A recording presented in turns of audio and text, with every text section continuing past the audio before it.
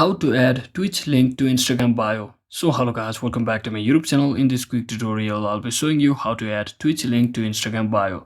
So first just head over to your Twitch application and simply click on this profile icon at the top left corner.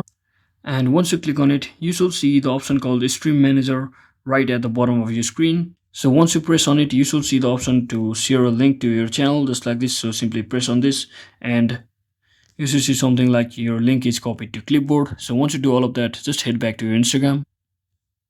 And once you're inside here, just click on this profile icon at the bottom right corner just like this and click on this edit profile from your profile page. And now all you've got to do is just click on this links section and just click on add external link and simply paste the link which you just copied from over there to here just like this. And once you do that, you can simply give your title to that particular name just like this as well.